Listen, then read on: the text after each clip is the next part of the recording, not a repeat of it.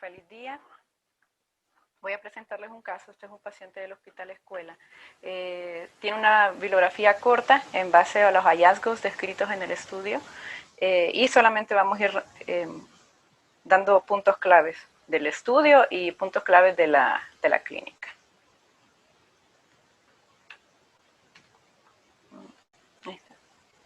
Entonces, en base a los datos clínicos, es una paciente femenina de 72 años. De antecedentes personales patológicos, la paciente era hipertensa, aparentemente controlada, manejada con enalapril, y era hipotiroidea con dosis de 100 miligramos de Eutirox diaria y aparentemente controlada, entonces según los datos que se nos brindaron. Entonces, en la EA lo relevante del caso era una historia un poco tórpida. Se negaron muchas cosas y lo que afirmó la paciente al inicio cuando ingresa el mes pasado era dolor abdominal, más o menos de un mes de evolución. La localización era en fosa ilíaca izquierda y que tenía irradiación periumbilical. Esos eran de los datos más importantes que brindó la paciente al momento del ingreso. Tenía síntomas constitucionales, refería a una pérdida de peso más o menos de 6 meses de evolución, acompañadas de astenia y adinamia, y de los datos que pudo brindar, aparentemente tenía heces en cinta, no había hematoquesia ni había datos de diarrea. Entonces estos eran de los datos más importantes que se pudieron recopilar.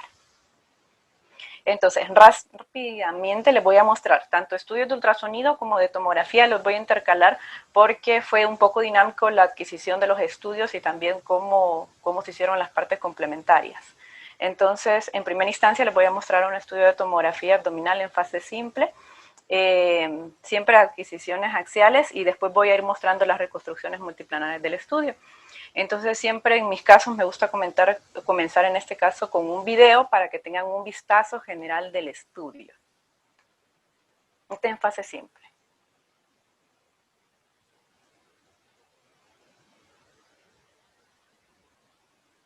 Si ustedes percataron, algo importante que llamó la atención es que tenía datos de síntomas constitucionales y tenía afección gastrointestinal según la referencia. Entonces no había datos de hematoquesia, pero son un parámetro importante que hay que definir.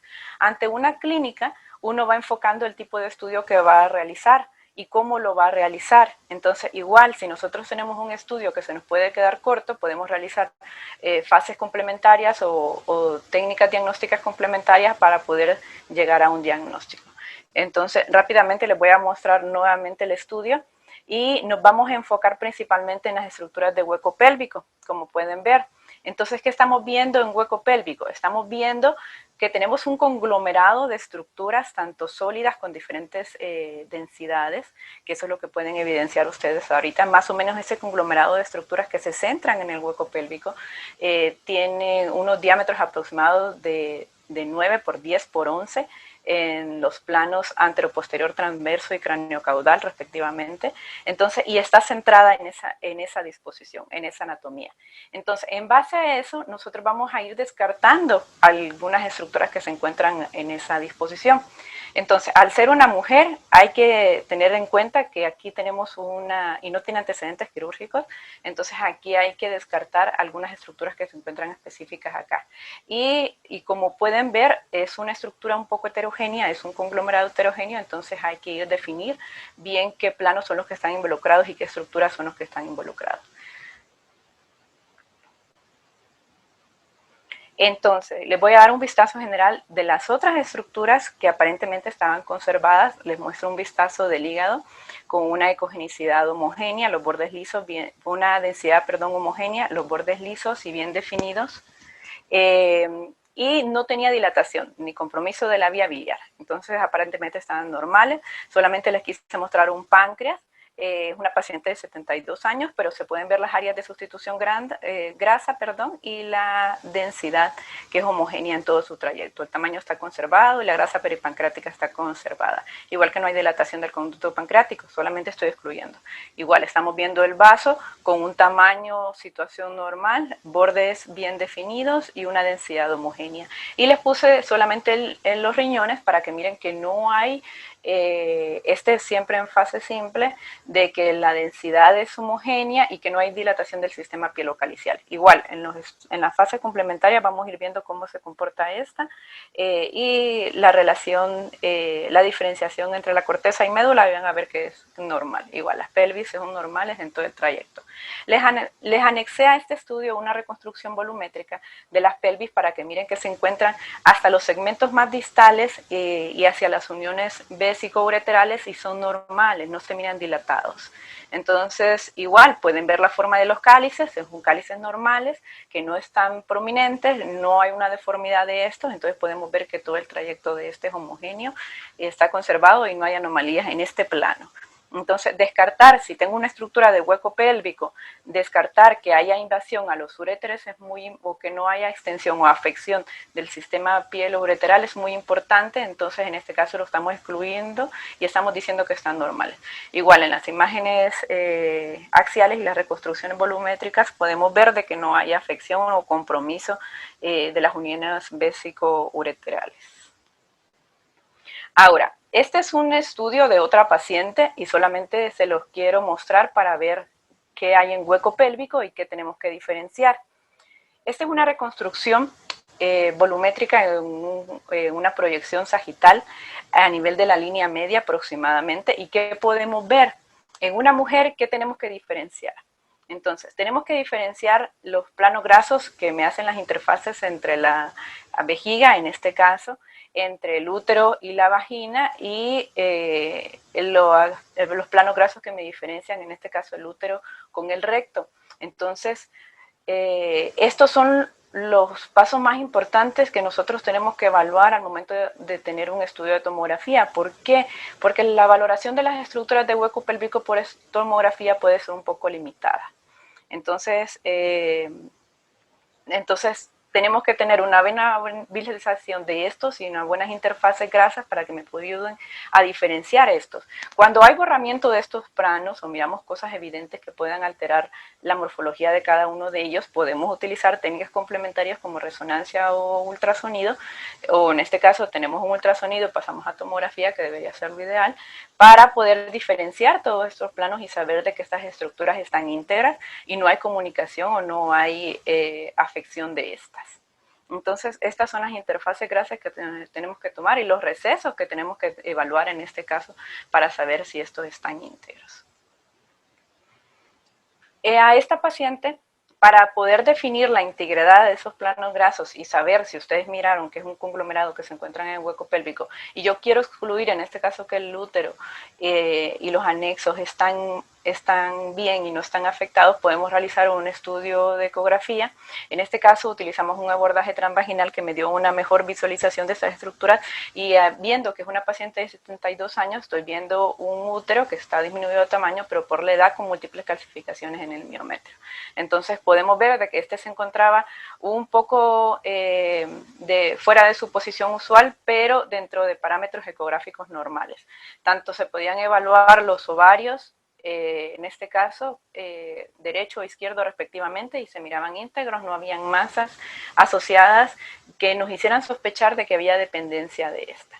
Entonces, definir un poco los otros planos fue bien difícil, más que todo por las interfaces grasas que existían en ese caso con el recto.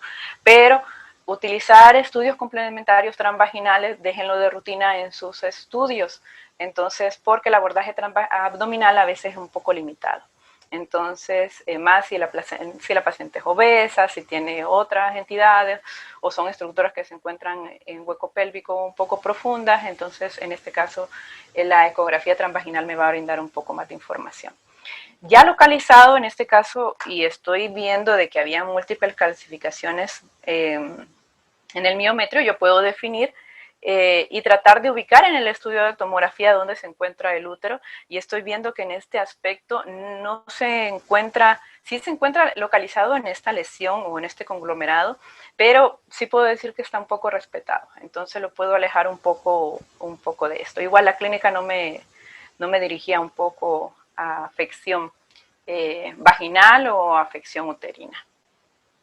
Ahora, si nosotros realizamos o tenemos un estudio de tomografía Ya vamos a hablar un poco sobre el protocolo más adelante. Entonces, se le da un medio de contraste, podemos utilizar diferentes medios de contraste. De estos medios de contraste podemos usar medios de contraste neutros como el agua y podemos utilizar otros medios. Entonces se le puede dar medio de contraste al paciente vía oral y darle un tiempo esperado para que este medio de contraste llegue hasta el marco colónico.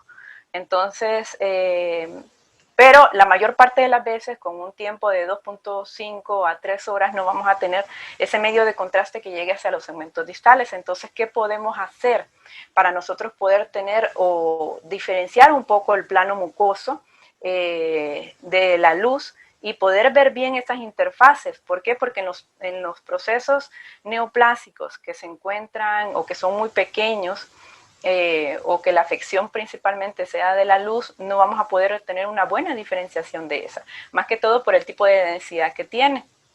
Entonces nos podemos valer de otras técnicas, podemos utilizar medios de contraste por vía transrectal y administrar esto con una dilución adecuada para que podamos tener una mejor visualización de las estructuras. Entonces les hago la referencia en base a esta imagen. Entonces es una reconstrucción siempre en la línea media y que podemos ver. Yo miro un conglomerado heterogéneo de estructuras que yo no puedo definir muy bien su anatomía. Entonces anatómicamente yo puedo definir de que anterior se encuentra la vejiga, inmediatamente posterior a la pared vesical se encuentra el útero y posterior a este se encuentra el recto, pero como aquí se encuentra un conglomerado heterogéneo, definir las estructuras a este nivel es muy difícil. Entonces a esta paciente lo que hicimos fue que le hicimos una tomografía por contraste por administración transrectal para poder definir mejor el plano tanto del recto como del sigmoides. Entonces, centrándonos en la patología es inferior. Entonces, ¿qué podemos ver? Podemos ver ya un trayecto que no lo miramos en el estudio inicial y podemos definir mejor estas estructuras. Entonces, estas son técnicas que ustedes pueden realizar y les va a servir de complemento al estudio que ya tienen. O si la impresión diagnóstica es de un proceso neoplásico inferior, se puede realizar concomitante al estudio que ustedes están realizando. Entonces, más si es recto, ya hemos visto con la doctora Ortiz, lo que hacemos es que se pasa el paciente a tomografía y después pasa a resonancia para hacer el complemento de la estadificación si es un CA de recto, para tener una estadificación adecuada del proceso tumoral y ver la extensión de esta. Entonces, porque la extensión, diferenciarlo o clasificar esta locorregional y la metástasis es muy importante. Entonces miremos que sí podemos abordar diferentes y qué podemos ver. Podemos ver una ampolla rectal, en este caso distendida, este es el balón que se encuentra o se fija a nivel distal y podemos ver el medio de contraste el cual pasó. Sí fue un poco difícil la administración del medio, más que todo en tiempo, pero podemos evidenciar ya esta disposición luminal y el medio de contraste que se encuentra a este nivel.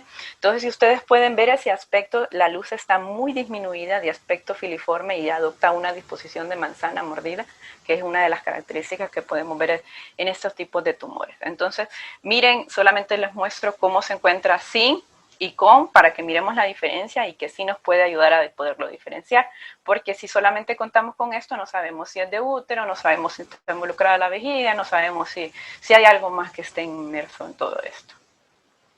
Entonces, rápidamente les voy a mostrar un video corto centrado en hueco pélvico. Entonces, solamente quiero que se fijen un poco en la disposición de las asas de intestino. Entonces, ¿qué es lo que tenemos acá?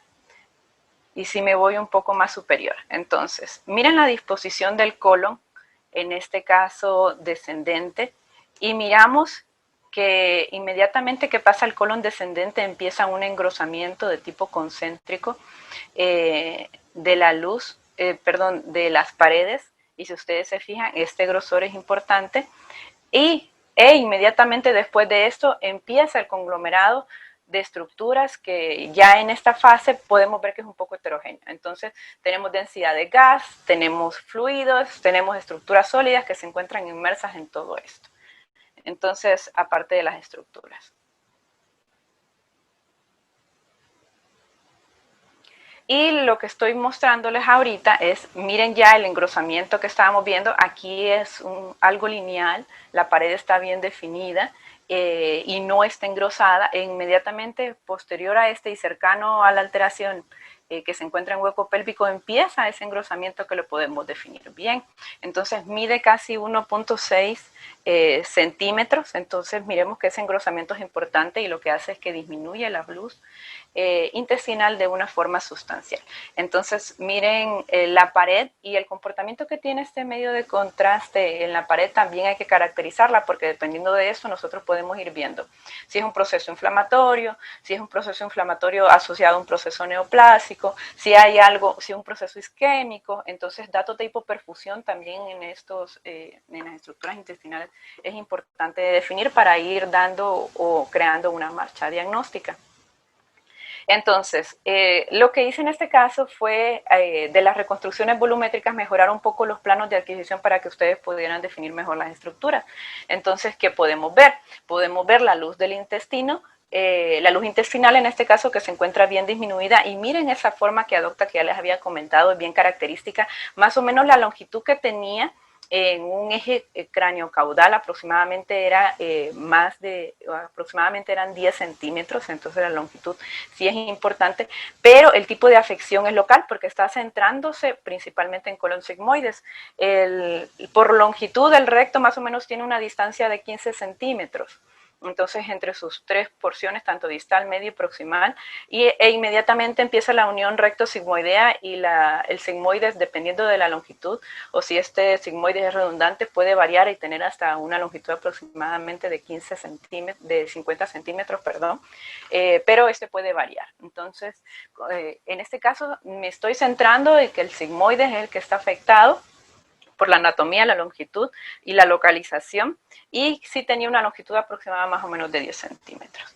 Entonces, y miremos el grosor. En este caso, miramos un colon que está engrosado de forma circunferencial y que tiene un grosor aproximado hasta de 3 centímetros. Entonces, estas son cosas importantes que hay que referir, porque dependiendo de ese grosor, nosotros podemos ir centrándonos en ese diagnóstico, más si está localizado, si es algo difuso, me da para algo más inflamatorio, más si el colon está afectado en toda su longitud, si hay una inflamación generalizada para pensar en un Crohn o en otra entidad, yo puedo ir pensando en otras cosas.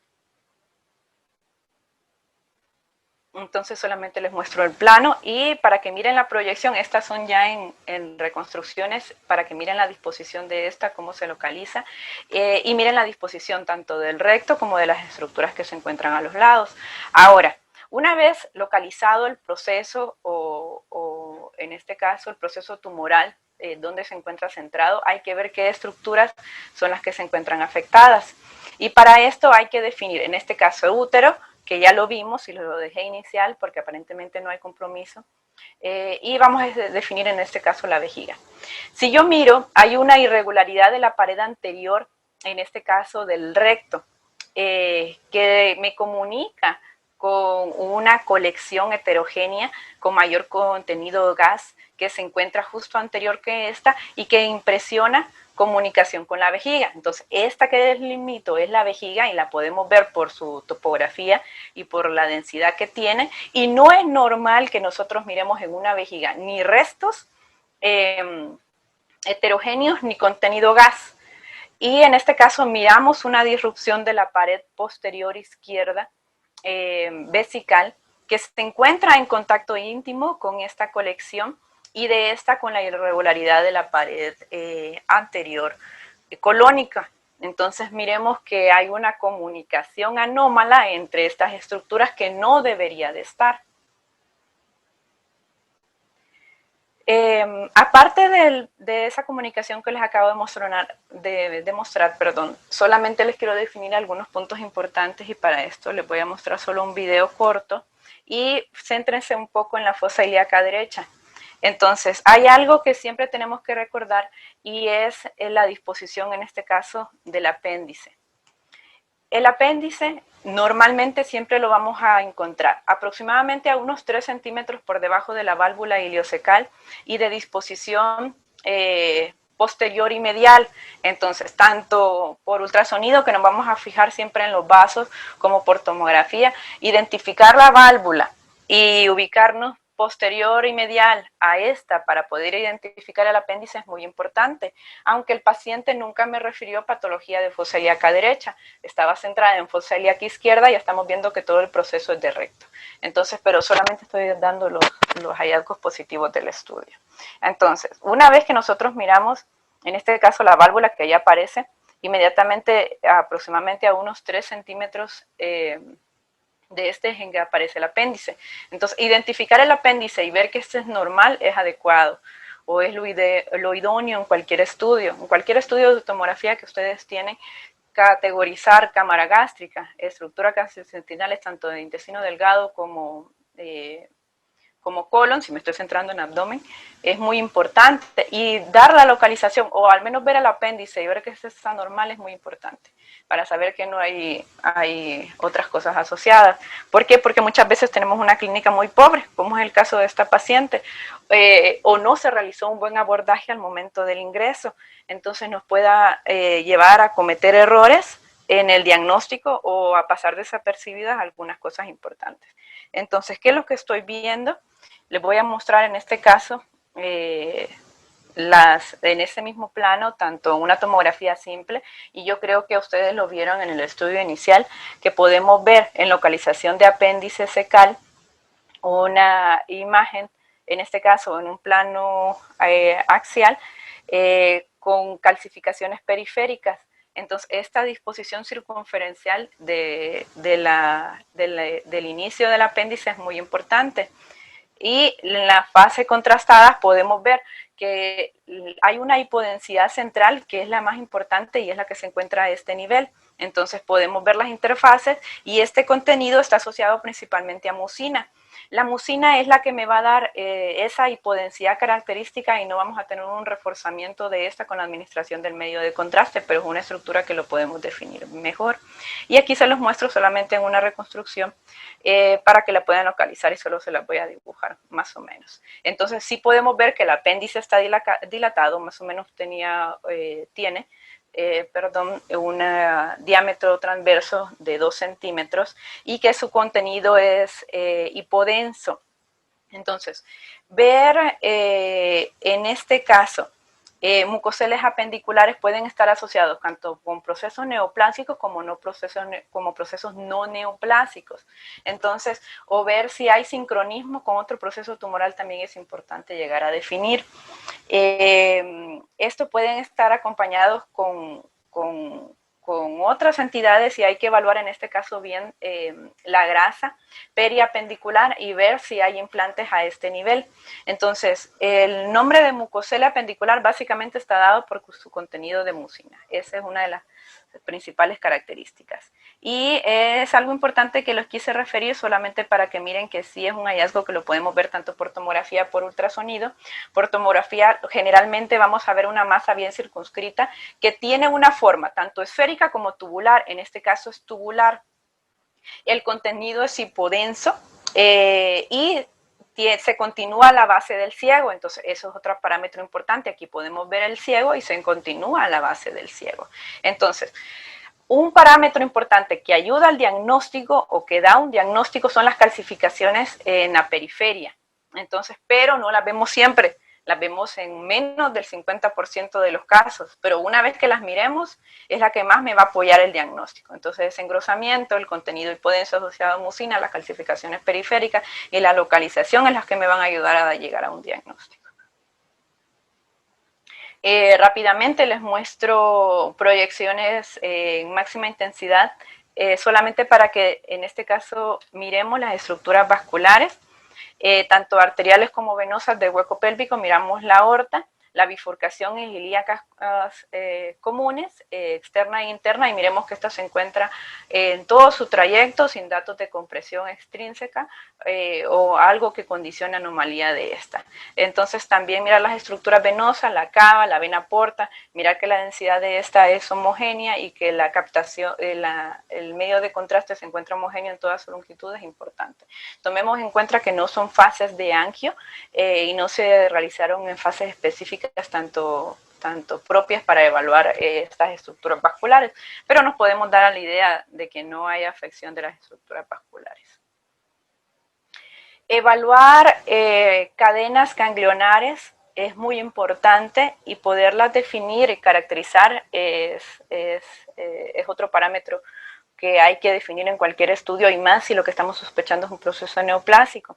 Entonces, evaluar la forma de estos ganglios, en este caso todos medían menos de 4 milímetros en el eje corto, entonces eran algunos de forma redondeada u otros de forma ovalada.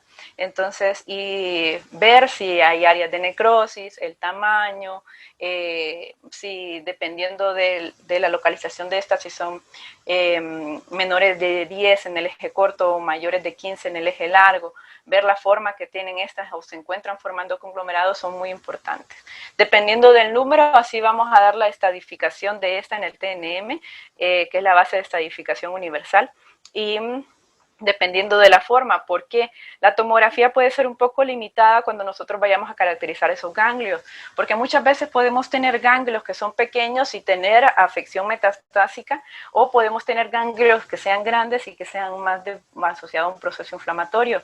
Definir la grasa o evaluar la grasa pericolónica es muy importante.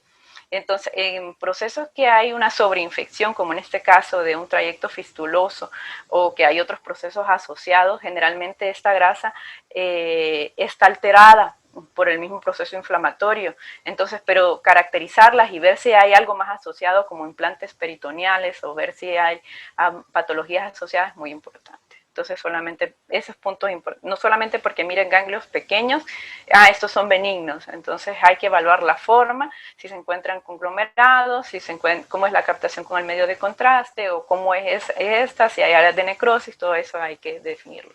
Entonces, en base a esto nos encontramos con una fístula enterovesical, en este caso asociada a un proceso tumoral del colon sigmoide. No sé si hay alguna pregunta antes de seguir. Hola doctora, habla Hola. Luis Betanco.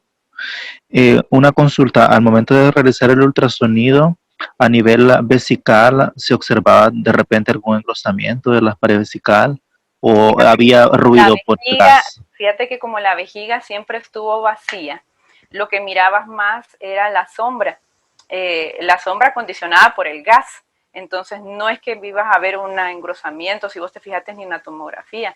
Entonces aquí la tomografía es la que más me ayudó a diferenciar, a diferenciar o dar el trayecto fistuloso. Posterior a la cirugía, eso se los iba a comentar más adelante, pero la paciente fue sometida 2 días después a una cirugía, de la cirugía salió un poco inestable y yo la vi en control, estábamos de guardia. En mal estado general, estaban buscando colecciones, entonces, pero la paciente ya estaba bien muy deteriorada, mal, la paciente falleció al final. Entonces, pero definir bien vejiga por ecografía es un estudio bien limitado. Si vos te fijas, quien me brindó un poquito más de información de las estructuras de los órganos en este caso de reproducción fue la ecografía transvaginal. Pero ver pared, definir bien si estaba engrosada o ver si se podía ver, si vos te fijaste en un montón de gas que había adentro. Y en el control ecográfico, ver colecciones también es un estudio bien limitado, más por toda la manipulación que se tuvo al momento del proceso quirúrgico, que puede limitar un poco definir si hay verdaderas áreas de colección como tal, más que todo si esas colecciones tienen gas.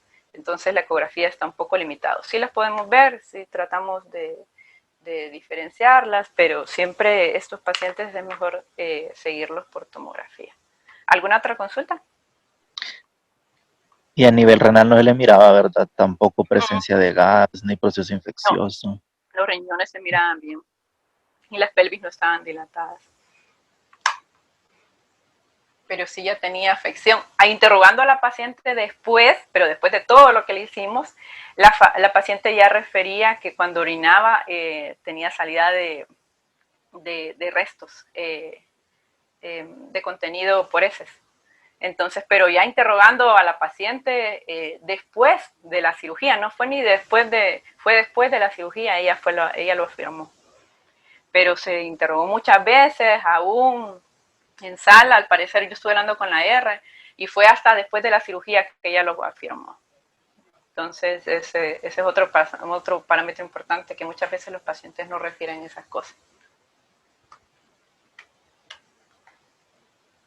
¿Algo más?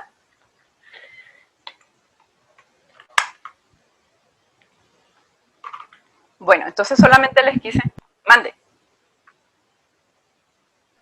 No, doctora, yo tenía esa duda de las características clínicas que tenía la paciente, si ya refería a salida de eso, pero ya la contestó Sí, usted. al inicio lo que les comentaba eso, pero al inicio lo único que refería a ella era las heces en cinta, que eso sí lo refirió, pero no había hematoquesia, eh, y el dolor de un mes de evolución. La pérdida de peso sí fue de 6 meses más o menos. Entonces, pero sí, la paciente llegó en mal estado, súper mal estado. Solo les voy a analizar unas pequeñas preguntas, pero son fáciles a quien quiera contestar. No quiero dirigir la pregunta a ningún R. Pero son cosas sencillas. Entonces, ¿cuál es el grosor normal de las paredes del colon? En general, no les estoy pidiendo algún segmento porque dependiendo del segmento esto puede variar. Entonces, pero en general, ¿cuánto debe medir más o menos el grosor de un colon distendido? ¿Alguien cualquiera?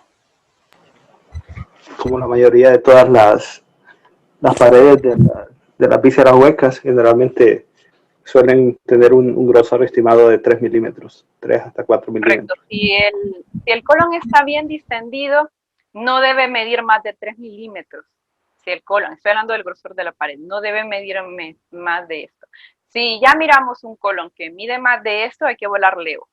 Entonces, dependiendo de esto, vamos a ver si es focal, si es difuso, para poder caracterizar y centrarnos en un diagnóstico. Esta es una imagen de la misma paciente a nivel del colon descendente. Este es en el tercio distal. Y vamos a ver que en este caso las paredes son bien definidas y es un grosor de 1.7 milímetros. Inmediatamente inferior a este es donde empezaba el engrosamiento de las paredes que les mostré en las imágenes anteriores. Ahora, hablando un poco de colon, ¿qué sitios de metástasis son los que vamos a ir a buscar? Entonces, porque yo les hablé al inicio de qué estaba normal y es importante porque en un CA avanzado, más si hay una fístula, porque la fístula es asociado a un CA avanzado, ¿qué tenemos que descartar? Cualquiera, el que quiera.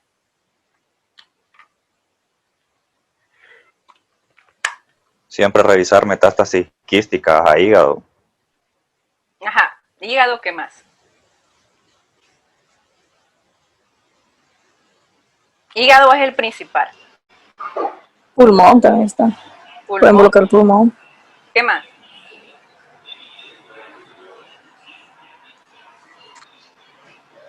Peritoneo. Peritoneo es otro.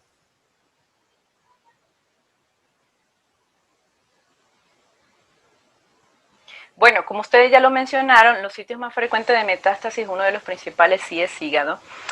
Pulmón también tiene sus características y también uno de los sitios más frecuentes, mencionaron también peritoneo, estos implantes peritoneales. Este adopta más o menos la tercera o cuarta lugar en frecuencia de afección a peritoneo. Entonces, si es una mujer y tiene datos de un CA de ovario, los implantes peritoneales sí son muy frecuentes, y hay otros procesos neoplásicos centrados principalmente en abdomen y huevo pélvico, que me van a dar implantes peritoneales. Entonces, otra de los lugares. Y el otro lugar son las metástasis ganglionares. Entonces, por eso les mencionaba siempre la búsqueda de estos ganglios y ver todas las cadenas, especialmente los regionales, para ver que esas cadenas no estaban afectadas o no están afectadas en ese momento. ¿Por qué? Porque altera el pronóstico. Un TNM tipo 3 es un paciente que no tiene proceso, no es valorable para un proceso quirúrgico. Ese paciente va a quimio y dependiendo de eso miran la evolución. Entonces, si miramos que ya tiene afección ganglionar, que ya tiene áreas de metástasis a distancia y que es un paciente de un tumor que es más en tamaño, es grande, entonces son criterios ya de poca sobrevida. Entonces, contemos que igual la sobrevida a 5 años de estos tumores es muy baja, es menor del 50%. Y otra pregunta, en relación al cáncer de colon, y ya vimos ¿cuáles son las complicaciones más frecuentes? Obstrucción intestinal puede ser, doctora, una de ellas. Muchas veces la obstrucción intestinal es la causa por la cual el paciente se va a presentar al servicio de emergencia. Entonces, consideremos que la obstrucción sí es importante de caracterizar y es una de las cosas idóneas al momento de evaluar a un paciente con patología gastrointestinal. ¿El paciente está obstruido o no está obstruido? Porque eso va a delimitar hasta una cirugía de forma aguda. ¿Qué otro? Perforación o formación de fístulas. Correcto. Entonces, la perforación es otra causa muy importante y las fístulas también, que pueden llevar al paciente a la emergencia o a buscar asistencia. Las fístulas no es una complicación frecuente, pero las podemos ver en SEAS avanzados, como lo podemos ver en nuestra paciente.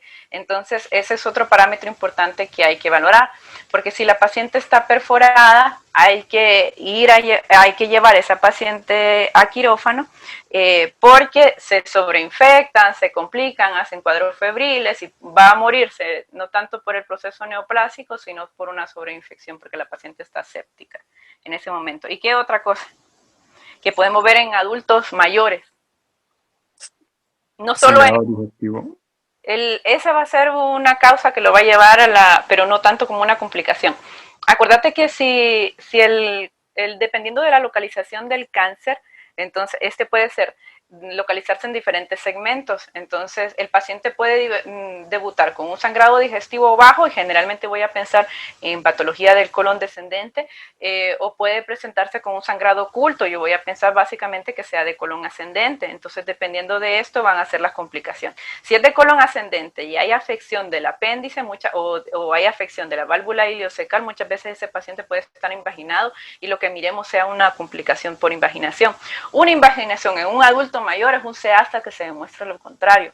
Entonces, a diferencia de un pediátrico. Entonces, miremos un adulto invaginado, hay que borrarle ojo porque tiene algo más. Entonces, en base a la revisión de Doctora, una consulta. Ande. Con respecto a la invaginación, pero cuando es en segmentos proximales de colon, ¿verdad? Sí, en segmentos proximales. Ah, bueno, ¿sabes? Gracias.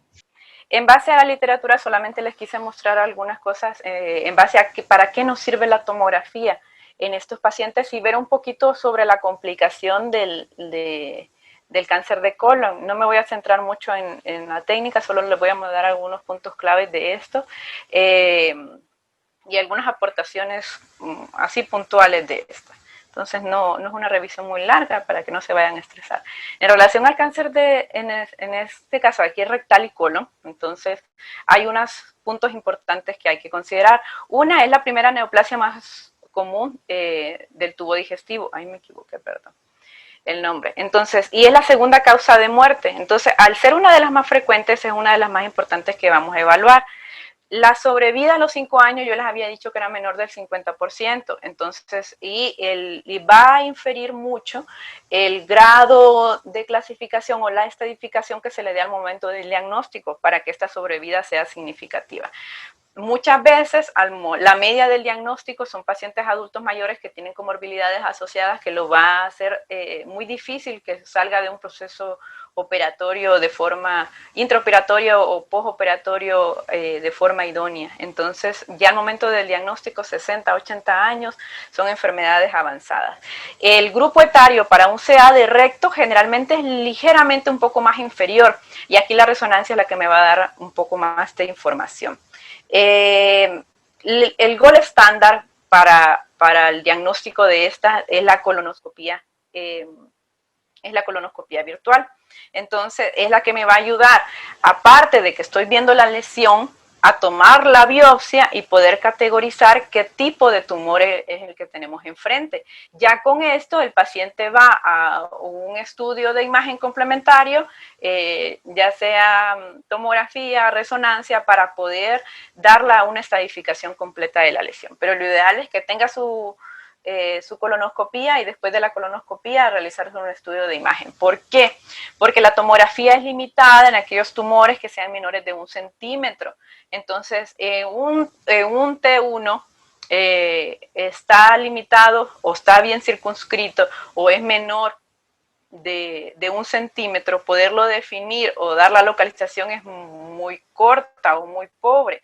En ese caso hay diferentes guías, en este caso las guías europeas de endoscopía gastrointestinal han definido que si es un paciente que se niega a realizarse este procedimiento o que tiene contraindicación para realizar el procedimiento o que al momento de realizarse es muy limitado, que posiblemente hubiera sido la de esta paciente porque hay algo que me limita a poder seguir evaluando los segmentos más proximales, se le puede realizar una colonoscopía virtual. Entonces aquí la tomografía y la utilización de software es muy importante para poder dar un apoyo al clínico y poder definir qué tanto está afectado ese segmento. Principalmente con las lesiones polipoideas, que las podemos definir muy bien y dar una localización específica de esta. Entonces, es aquí cuando me juega un papel importante. De los factores asociados a esta, hay varias relacionadas a un proceso gastrointestinal de tipo tumoral, desde la dieta, principalmente ingestas altas en grasa o altas en proteínas son las que están asociadas principalmente a esta. La obesidad, principalmente si es un hombre. Enfermedades gastrointestinales de tipo inflamatoria, como colitis ulcerativa o enfermedad de Crohn, están asociados a procesos tumorales. También trabajadores del asbesto, antecedentes familiares de procesos colonrectales. Este es un factor muy importante. Otros procesos tumorales, los adenomas del colon, principalmente los pólipos, ya les había comentado, o las displasias del colon. Entonces van a estar todos estos asociados a un desarrollo de un proceso tumoral. De las manifestaciones más importantes, y esto ustedes lo hacían referencia, uno, es el hábito intestinal. Entonces, el paciente en este caso, la paciente refería heces así filiformes. Entonces, hay que volarle ojo. Puede ser de que no solo se presente con eso, sino que el paciente tenga diarrea. Entonces, muchas veces se pueden encubrir estas fístulas porque el paciente está con cuadros diarreicos y estamos viendo paso del contenido de la vejiga al recto, y lo que estemos viendo son evacuaciones diarreicas que muchas veces con un general de orina nos pudo haber ayudado, pero no se realiza. Y puede llevar a un diagnóstico tórpido o enlentecer el diagnóstico y el manejo oportuno. Principalmente si es una anemia de tipo ferropénica. ¿Por qué? Porque me está diciendo que hay un sangrado que lleva mucho tiempo de evolución y la paciente está perdiendo hierro. Entonces, este tipo de anemias hay que pensar en un proceso neoplásico de este tipo. La obstrucción intestinal, que puede ser el motivo por el cual el paciente se presenta en la emergencia, como decía Alex, intususcepción, que serán de las complicaciones que pudimos ver, y el sangrado rectal. Entonces, todas estas son manifestaciones asociadas con este tipo de tumores. La localización, por frecuencia, el sitio más frecuente va a ser en rectos sigmoides. Hay otras localizaciones y se las coloco aquí rápidamente, tanto en el ciego, colon ascendente, miremos la frecuente de la válvula, del colon transverso y del colon descendente. Entonces, el sitio más frecuente de localización siempre va a ser el recto sigmoides. Entonces, solamente se los ejemplifico para que miren de que si el paciente no puede realizarse todos los demás, puede ser una modalidad que me puede ayudar a un diagnóstico o definir una lesión y específicamente dar una topografía. La estadificación del cáncer de colon, en este caso, hay que ver si es solo de colon, si es colon rectal o si es de recto. Entonces, si vamos a realizar una estadificación colon rectal, locorregional, vamos a utilizar la tomografía y la resonancia magnética. Y la resonancia magnética es la que me va a dar un poco más de información sobre la mucosa, la muscular, la serosa, ver la fascia y la grasa mesorrectal y ver los ganglios, en este caso regionales, y caracterizar esos ganglios dependiendo del tamaño de estos y de la forma, porque si son mayores de 8 milímetros hay que volarle ojo, pero no solamente el tamaño es el que me va a dar un papel importante, sino la forma que tengan esos ganglios para ver si están afectados o no. Y la estadificación a distancia se le hace en este paciente una extensión torácica, un abdomen, y en otros países el PET. Entonces, esto en base a la estadificación de TNM, hay otras clasificaciones que ya no se utilizan, y en base a esta es la que se realiza la afección o la clasificación en general y dar el pronóstico de esos pacientes. En base a esto damos el T para ver dónde está el tumor y hasta dónde está afectado, el N para ver la localización locorregional y la M para ver si hay metástasis a distancia, si hay o no hay metástasis, y en base de dar un pronóstico. La idea no era mostrarles eso, solamente brindarles un panorama general. ¿para qué me va a servir todo esto? Le va a servir al clínico para un estadiaje preoperatorio, le va a servir también una planificación del tipo de tratamiento, como ya les había dicho, dependiendo de este TNM, si es un estadio 3, el paciente ya no tiene plan quirúrgico, y si miremos si es un recto, si es un proceso tumoral de recto bajo, el paciente tampoco es candidato si hay afección de esfínteres a una resección tumoral por donde está afectado, por donde está localizado. Entonces estos tienen un peor pronóstico. Y el seguimiento postoperatorio, entonces para esto le va a servir. Ahora, la tomografía, solamente para darles unos puntos claves, ¿para qué me va a servir? Me va a servir para dar una localización y el tamaño del tumor. Ya les había dicho que en los tumores pequeños, de 3, 4 milímetros, menores de 1 centímetro, esto va a ser bien limitado. Entonces, me va a servir para dar invasión de órganos adyacentes. Muchas veces los planos grasos de estos están muy perdidos, entonces, así como el conglomerado de esas señoras, entonces hay que recurrir de otras técnicas para poder definir bien estos. Afección ganglionar también puede ser un poco limitado. Igual la resonancia puede ser un poco limitada dependiendo qué ganglios sean. Ya les había dicho las características de esto, hasta podemos tener ganglios pequeños y que estos estén tomados. Y en todos aquellos casos que sean de mal pronóstico, pacientes con infiltración peritoneal, invasión venosa, afección de los márgenes o seguimientos o medidas basales también por RECIS. Entonces, vamos a ver, yo creo que a Claudia es que le toca exponer el lunes sobre RECIS. Entonces, esto es otro parámetro importante. Miremos que la tomografía en sí, por sí sola, es la más utilizada para la estadificación del cáncer colon rectal, pero la sensibilidad y la especificidad que tiene esta se va a modificar por múltiples factores. Entonces, la precisión exacta más o menos va desde un 45 hasta un 77%. Entonces, básicamente para definir metástasis y para ver afección ganglionar. Entonces, miremos que en algunas cosas se queda un poco corta. Entonces, ese es otro parámetro que hay que tomar en cuenta. Rápidamente solo les voy a mencionar un poco sobre el protocolo. Ya les había mencionado el medio de contraste bioral. Lo ideal es que si sabemos que es un paciente que es de un CA bajo, podemos realizar dos cosas. Se le puede dar el medio de contraste al paciente desde una noche antes y que se lo empiece a tomar, y después una hora antes que se le vaya a realizar el estudio, para poder tener tanto medio de contraste en los segmentos proximales como tener medio de contraste en los segmentos colónicos más distales.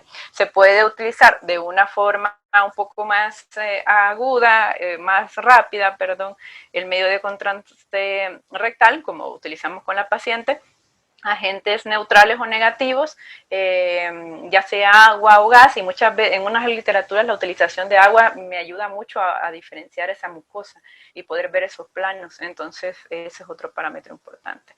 En relación al protocolo, se van a utilizar cortes milimétricos de 5 milímetros para ver la tomografía, con reconstrucciones de 1.25, y se le hace el protocolo de abdomen, este es el protocolo normal.